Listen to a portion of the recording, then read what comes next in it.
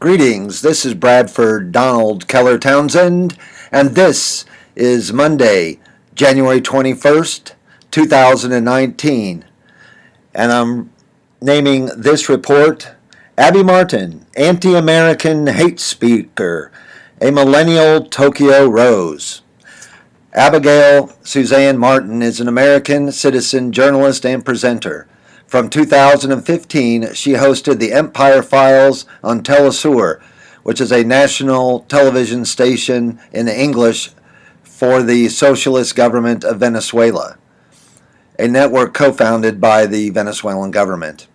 Then I'm quickly just going to go down to some tweets, and in here she calls it the At Mother Blank Awards. And then talking about the fires, she uses the F-bomb word, blaming PG&E for the fires. Okay. This is Abby Martin here. She's from Northern California, graduated from San Diego State University in political science and Spanish minor. And she's written these books. The first one, 99%, the Occupy Wall Street collaborative film. I mean, that's the film.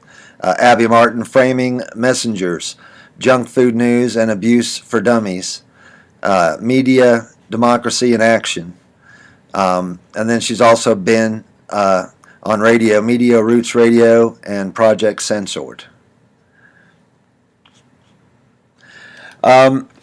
She uses the communist-era insurgency manual and attempts to gain support of the general population in the psychological war of insurgency.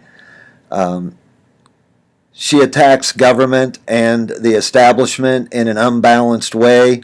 I'm not comparing, let's say, human rights in the United States versus human rights, in other countries, whether it be a friendly nation like Denmark or Iran, China, India, Brazil, and the Soviet Union. It would put you in a labor camp just for having a German surname, and then your Slavic wife would have to go with you or to a female camp. So there was lots of racism problems with the Soviet Union, and as we know today with communist China, where they have a 99% plus conviction rate on anyone brought up on charges. You're basically guilty if they bring a charge against you.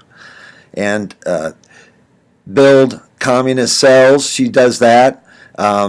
She maintains secrecy. She is part of a hierarchical organization, which is clearly evidenced by the multi-million-dollar budgets of Venezuelan and Russia television, as they have state-of-the-art multi-million-dollar television studios with graphics.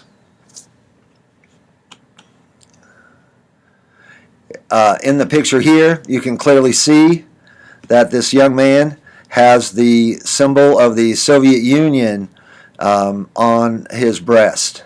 And the star and the red flag are also traditional symbology of the former Soviet Union and current-day communist China.